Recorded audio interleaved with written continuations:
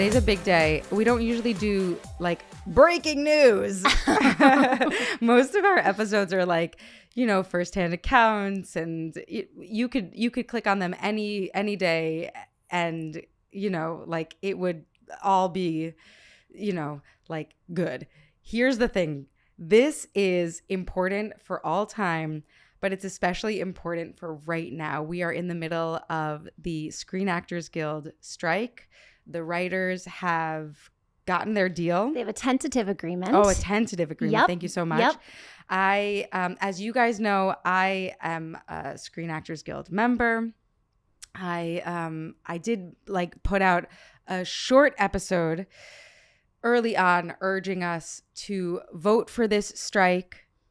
I don't know enough. And so I brought in the big guns. And the big guns... They're not very big. They're like little guns. They're like the lankiest string bean guns. But in terms They're like of... sticks. Okay. But, yeah. But listen, Erin Fritch. Erin Fritch, actress, activist, mother. Yes. You with your stringy guns have done quite a lot. Oh. And I'm really grateful. I just... Erin is a dear friend of mine. She's a prolific actress. I can't actually tell you all of her credits on film and TV, but you can check them out on IMDb. She's, she's done a lot of pretty cool stuff.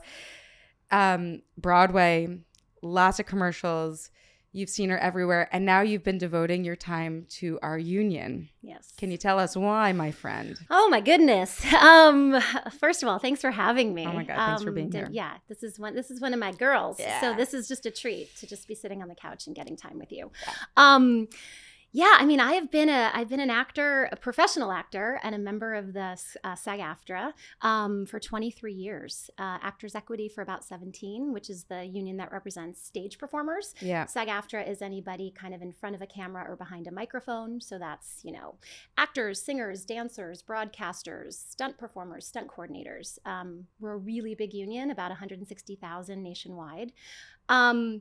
And for me, it was like the thing you do. I studied theater at NYU, and it was like, all right, I'm going to try to make a career out of this. I guess, you get a job, you join the union. It's part of the, career path of becoming a professional performer. And I didn't really think much of it, to be honest, for many years. I kind of didn't really understand the whole breadth of what the union does for its members. I will say, though, that you're always, and you all have always been, the person that we look to understand our contracts, because actors, for the most part, and I'll be honest, most people, they'll sign an appearance release without looking twice. Yeah. I am one of those people. You are not. I'm a little bit of a contract nerd. Yeah. I'm the person who, you're right. Like a lot of us just don't read, actors. We spend so much of our time trying to get the job that I think there's this mindset, especially if you're just starting out, that you show up on set and you're so grateful to be there and you don't want to ruffle any feathers, and they put paper in front of you and you're like, great, where do I, and people don't take the time to read it. I just kind of enjoy that stuff. Yeah. The nerd part of my brain likes it. And you've actually gotten people like money before. Yeah, sometimes. Like years ago. Yeah, you got to read your contracts. You got to read your contracts and know what you're due. Yeah.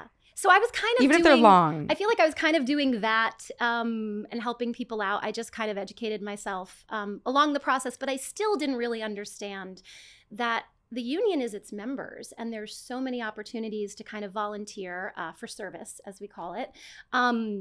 Nobody that serves in the union as a member, from our president, Fran Drescher, all the way down to people serving on local committees, nobody's paid. It's all volunteer work. It's service. That's why we call it service.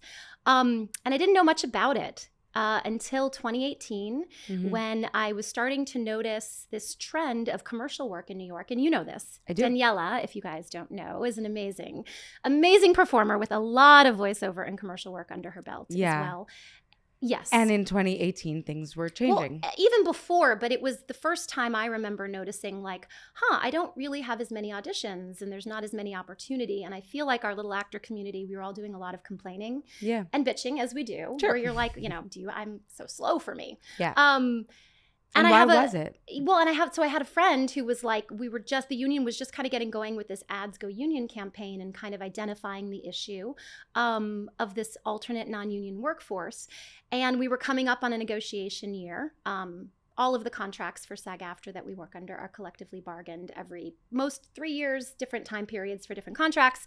We were coming up on the 2019 commercial negotiation, and I just kind of wanted to learn more about like, all right, well, I can complain about this, or I could try to be part of solving the problem. So I started showing up to these Ads Go Union meetings. You had me show up for You a little showed bit. up, you recruit other members, and we kind of came together, and we were all strategizing together to kind of how to save and turn around this piece of an acting career that for many of us has been our income and has kind of floated us financially in between the bigger, film or television or theater jobs. Which is the commercials, right? So the reason why, partially why New York actors are able to do theater off Broadway, even Broadway, is because we have Madison Avenue right here, sort of paying our bills by way of voiceovers, mainly for me, and on-camera commercials for many of us as well. And so there's a whole pool of actors, especially here in New York, working, journeyman actors and actresses who that was a big piece of earning their living, and not only that, qualifying for health insurance. That's right. Which you have to have a minimum threshold. Right now, it's around $26,500, just over that. How many people are covered? A very, very, very small percentage, about 80, and I hope I get this right, I believe it's about 87%. Don't quote me, it's in the 80s. Yeah. My brain is having a dull moment, but it is in the 80s. It's in the 80s that do not qualify. The vast majority. Do not make $26,000. $26,500. And these are professional actors? Yeah, these are people who are members of our union who are pursuing their path and pursuing this pursuing their dream. And so that's a big thing to keep in mind. Commercials for many years is how a lot of us got there. So anyway, I just started getting involved, and then I found out that we were doing a contract negotiation. I got asked to be an alternate on that committee. Thank God. Which is a national committee, and led by our wonderful staff, our chief negotiators and national executive director. And it's a really awesome process, collective bargaining, and you really realize the power of the voice of the members. And that's kind of how I got started. And I've done 2 rounds of those commercial negotiations. 2 rounds of our corporate educational, which is kind of like commercial's little sister. That's like any kind of corporate work. Oh, cool. Like industrials? Industrials, yeah. Which I know you've done. I have. Everyone's done some industrials. I've worked like every contract. Work. I've done every contract. All of it. Yeah. And I would love to do more. And sometimes that's a paycheck that puts you right over and gets you your health insurance. Totally. But then as we were approaching this year, and I do work the TV theatrical contract, as to you. That's our film and television and streaming contract. That's the big one. It's a big one. It's a huge one. Got us on strike. Yes. So that is the contract that we're currently striking. I'm sure you've read it. It's kind of all over the news. It's the fight is existential, mostly because of artificial intelligence. Can we go into what that means? Yeah. Because I actually think that it's pretty pertinent to whoever is working in social media as well. Yeah. And also for the rest of us who just post our children online. Yeah. I think we need to talk a little bit about what artificial intelligence actually means. Yeah. Specifically for SAG-AFTRA, and maybe we can, Absolutely. I think it's important to say that this is something that is impacting all of us. Like anyone who goes to the grocery store now knows that, or CVS or a pharmacy, you have the option to maybe see one person, or you can go and you can scan it yourself and get, infinitely frustrated because you'll do something wrong, or you won't put the bag in the right place, and you're like, where's the person? Where is the person I can talk to fix this? People are being replaced by machines everywhere. Labor is being replaced by machines. And I personally believe that that's not acceptable. I think we can't stop technology, but we have to find a way to work with it so that it doesn't replace us.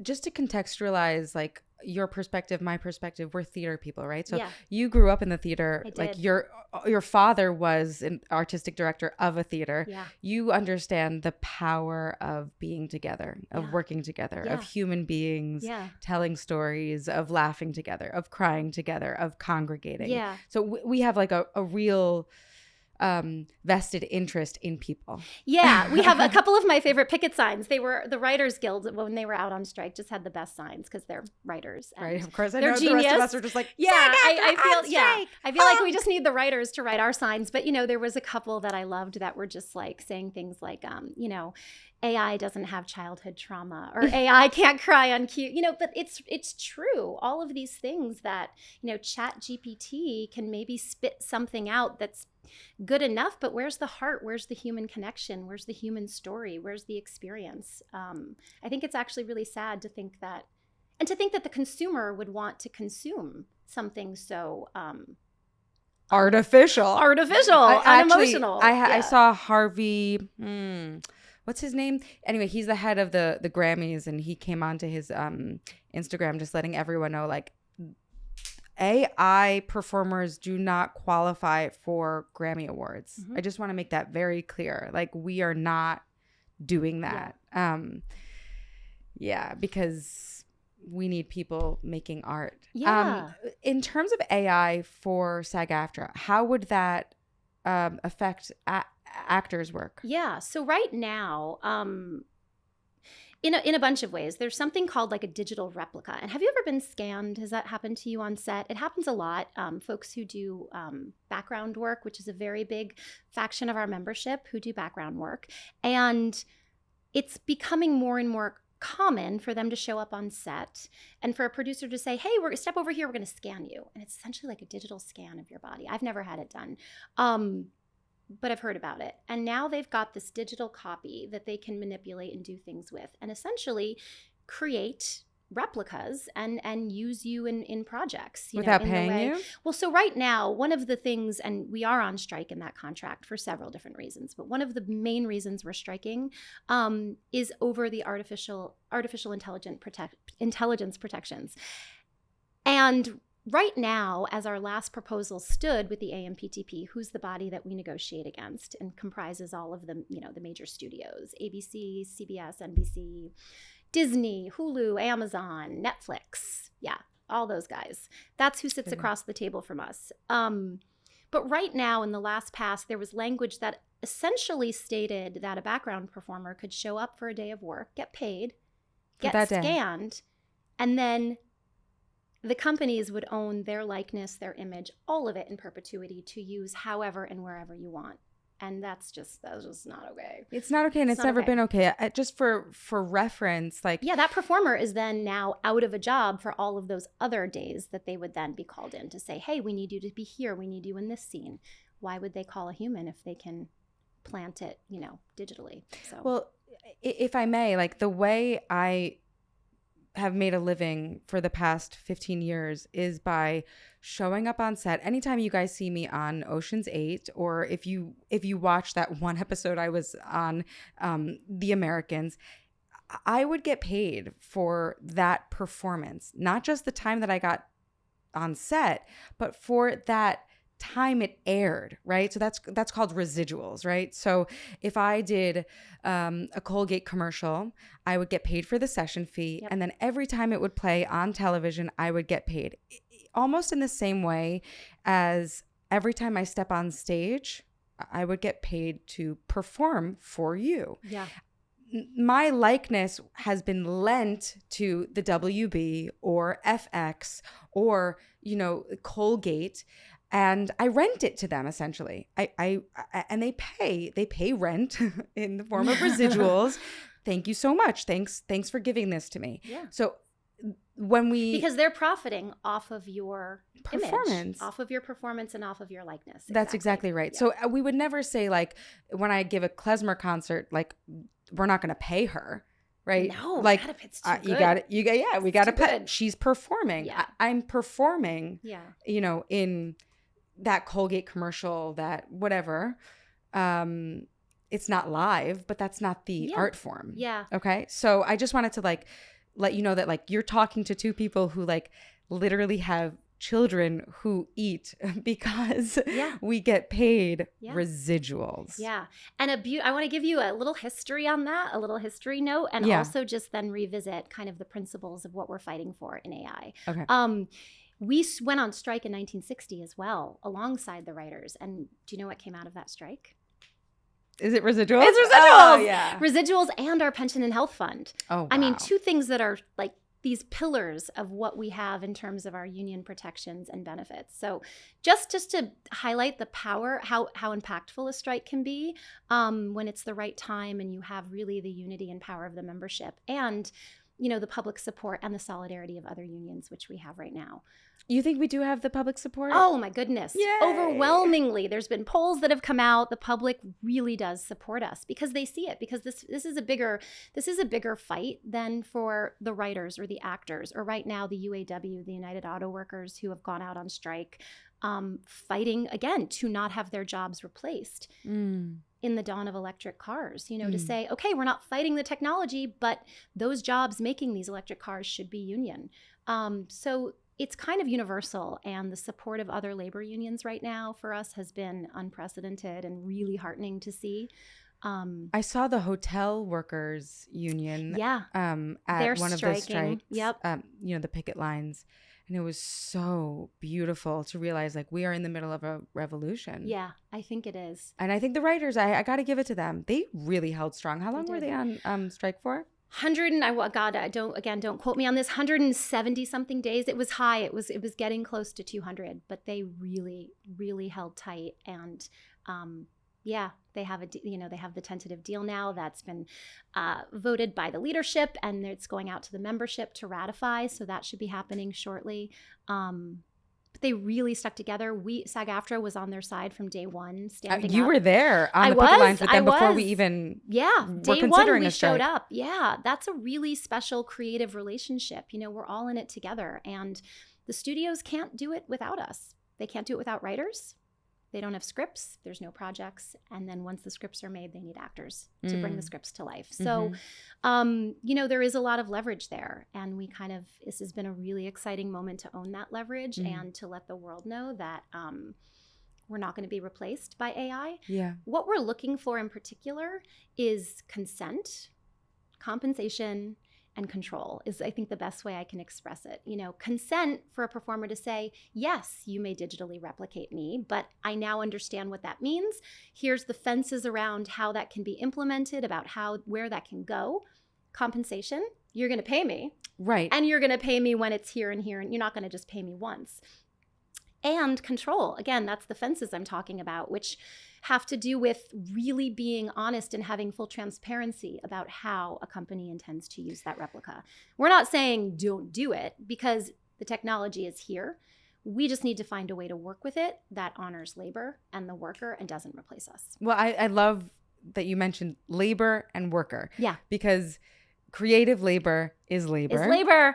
That's it. That's one of my favorite sayings. That's right. And we say it here about being a mother. And as you know, domestic labor is labor. Yeah. And a labor of love is still labor. It's labor, babes. It's labor. It's labor. We got to get compensated for this. We got to get respect for this. Yep. I want to give an example of one time that maybe our audience knows about an AI performance, and that's in Star Wars, actually. Oh, yeah. It's already happened. Yeah. Someone performed a role posthumously. Yeah. But I think he was paid. I think very generously compensated. Okay, so and there we go. that is the case. And you're hearing already about celebrities who have these replicas, and the idea is like, you know, J-Lo can't be in a million places at once. So if J-Lo is paid tons of money to have a digital replica of J-Lo, there's a lot of ways that can work for her brand and her likeness, but she's consenting to it and she's being compensated for it. So what happens then to the scale performer? What happens to the person without the clout? To you and me, who don't command in this moment millions and millions of dollars. Not yet. What happens to us when they want to use it? So that's who we negotiate for. You know, a very small percentage of our members. Yes, we have the whole celebrity contingency, and they've been very supportive. Been amazing. They have been out on the lines every day alongside F. Murray Abraham is right there. He comes every day to Netflix, where I strike captain at 888 Broadway. He's great. Yeah, he's great. So many of them have stood up and shown up. And there's this really beautiful, we were talking about this a little before we started.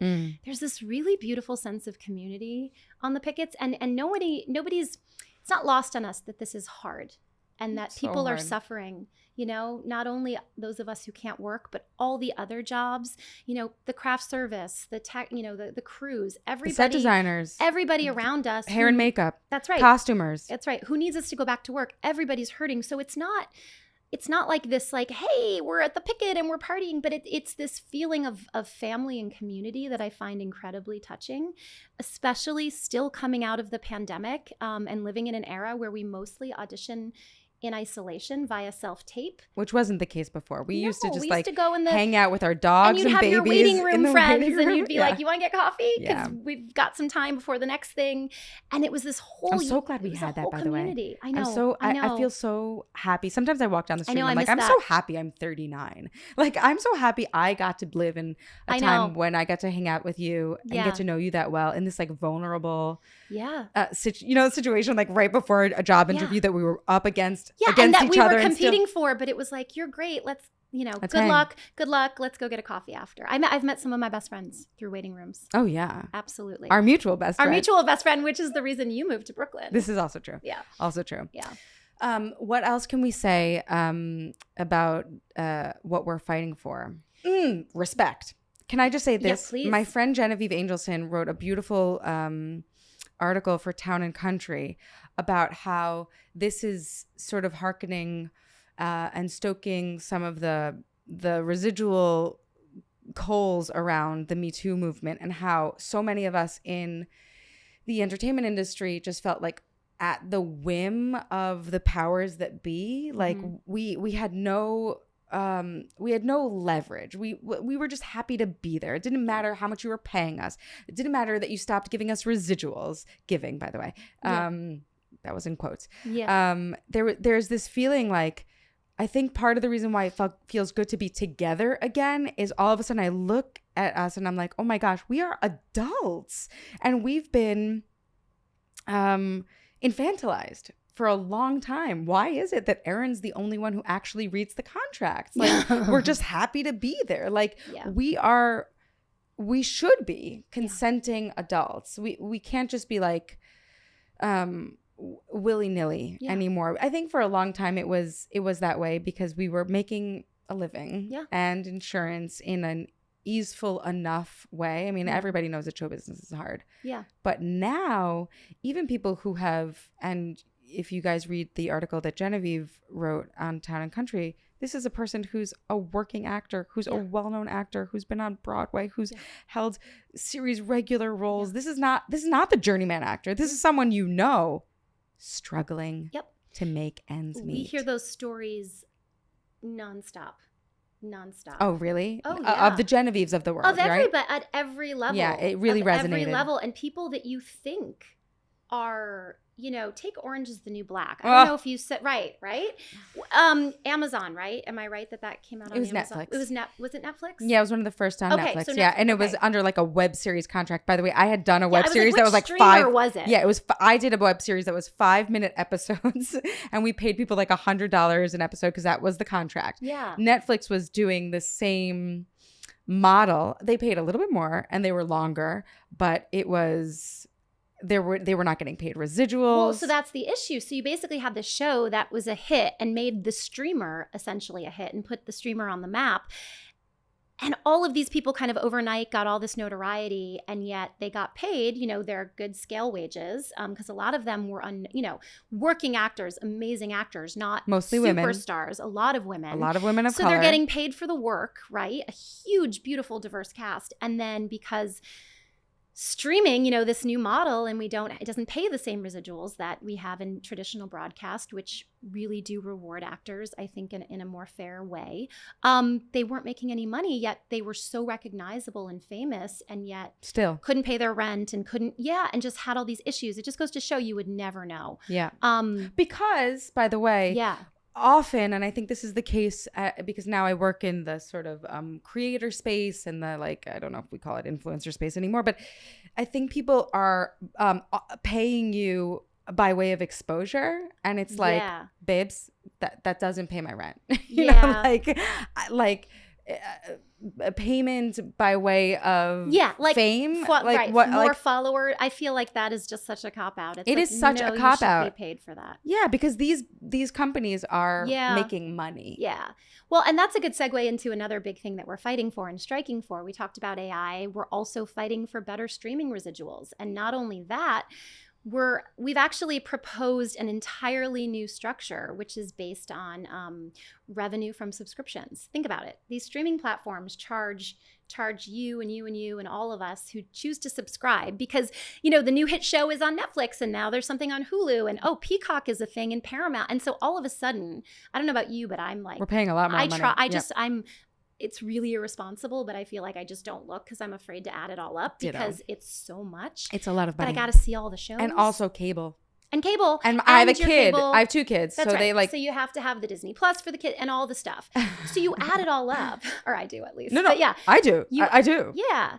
But you add it all up and people are spending all this money, but then the shows that are making them the money, the shows that are drawing the viewers to the platform where the viewer is paying month after month after month, we don't even see any piece of that revenue. And so we're asking for it. We're basically, that is a proposal. That's something we're fighting for. Thank you. And just to bring up the streaming residuals in general to a place that is respectable. I mean, we sometimes get checks for 1 cent, 3 cents. It's less than the cost of a stamp to mail the check. So that's a big piece of what we're fighting for. I just want to say respectable because I just want to pull that word out and just say respectable, livable. I think we've glamorized this idea of a struggling actor. Yeah. And it's not glamorous. No, and we shouldn't, again. We have families who. This is a real career path. It's a profession and it's labor and we should be compensated fairly. We also live in this inflationary era, which is another reason we're fighting for our minimums. The raises that we've achieved over the past, when you circle in, when you factor in inflation, it's not a raise. Our per diems haven't changed in many years. Well, that too, but I'm talking about just our general increases to our session or our basic scale rates. Those go up every bargaining cycle by X amount %, or contributions to our pension and health plan. But inflation has been so high. So we are now going and asking okay, you're going to have to give us a raise that's up here. Right. To just catch up. Right, yeah. So we're making more in 2023 than we did in 2020. And so that's a thing we're fighting for. Thank you. There's all kinds of really interesting things. And all of the proposals come about through a process called W&W, which the entire membership can participate in across the country. And it's a really, really beautiful democratic time when meetings are set up from all the locals. We have so many smaller locals, even outside of Los Angeles and New York, Chicago, Washington, Mid-Atlantic, San Francisco, Hawaii. There's work out there. There's work. Atlanta has a ton of work. Yeah. And so every local gets together and they have meetings and they put forth proposals basically saying this is not working and I propose this idea. So any member can have a say. And then it kind of filters through a national committee, of which I'm a part of this round.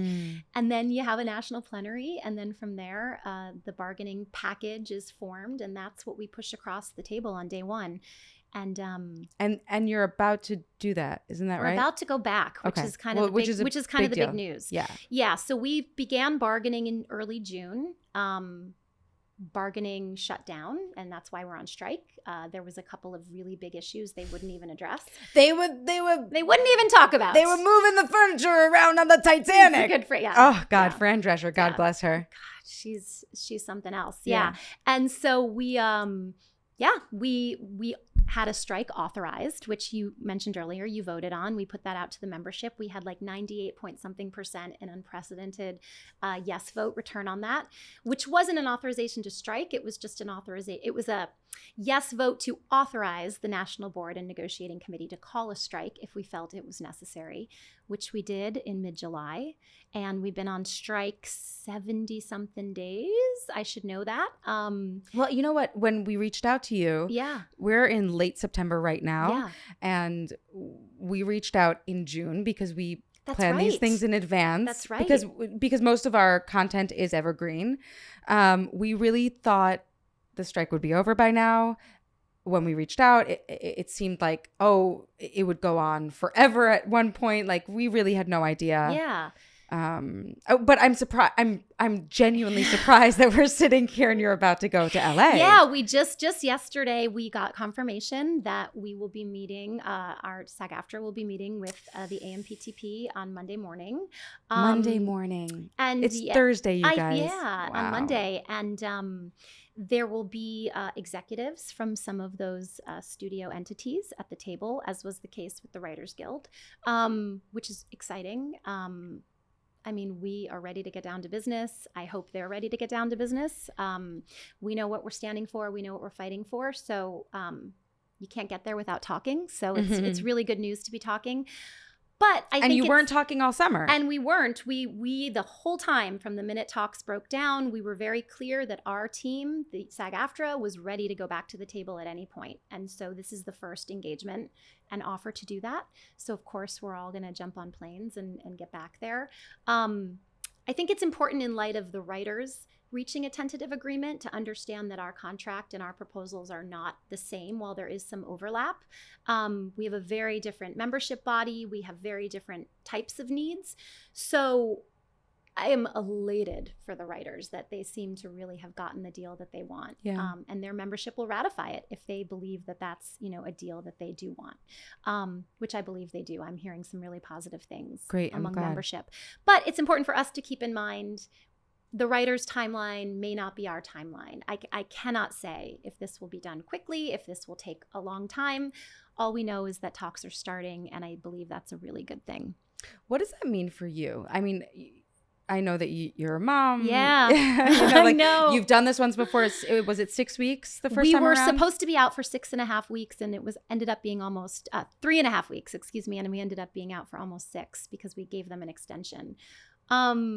It's a long time to be away from your kiddo. Yeah. But he's Beckett. I do. He's so cool. Yeah, guys. I see him on the schoolyard all the time.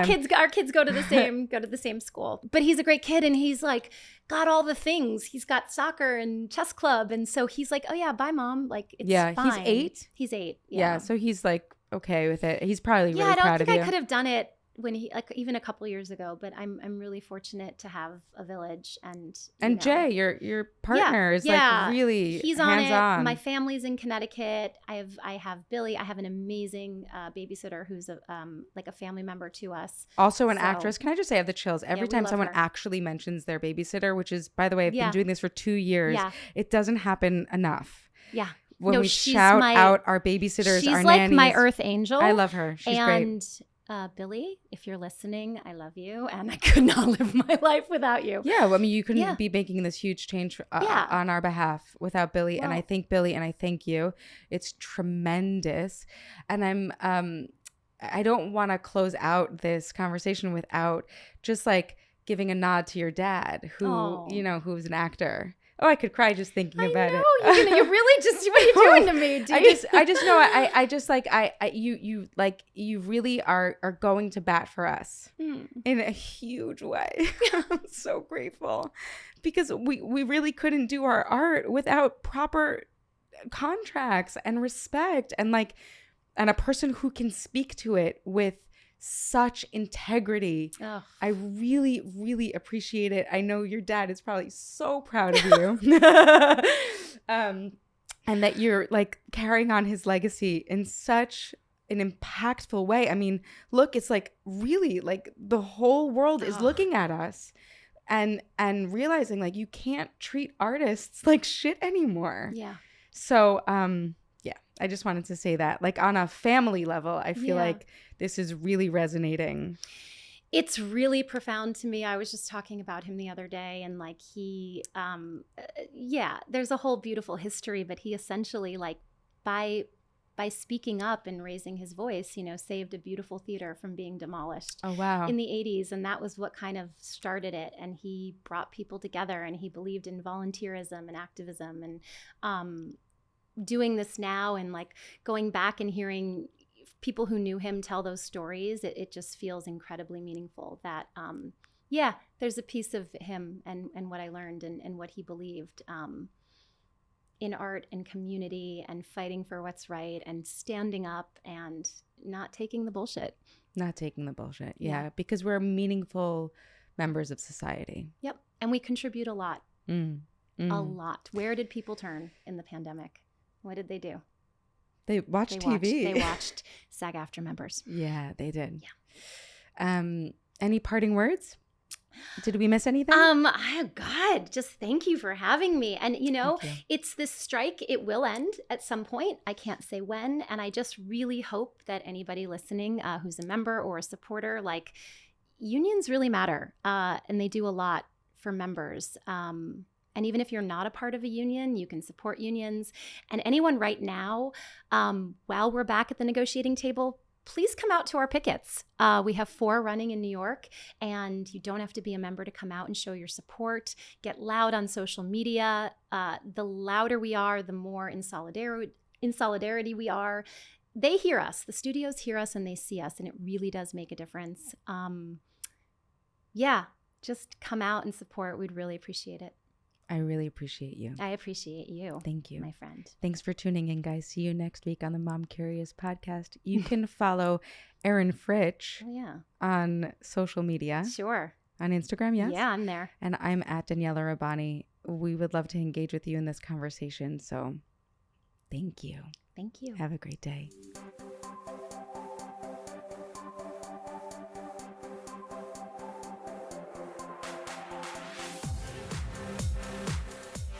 Thank you, as always, for listening to the Mom Curious podcast. My name is Daniella Rabbani. I am your host, and I would love to continue this conversation at Daniella Rabbani on Instagram. And if you'd be so kind to rate and review, share this podcast, I would be just really grateful. Catch you next time, every Tuesday on the Mom Curious podcast. Produced by Hoff Studios. You can find them at Hoff Studios on Instagram as well. All right, have a great day.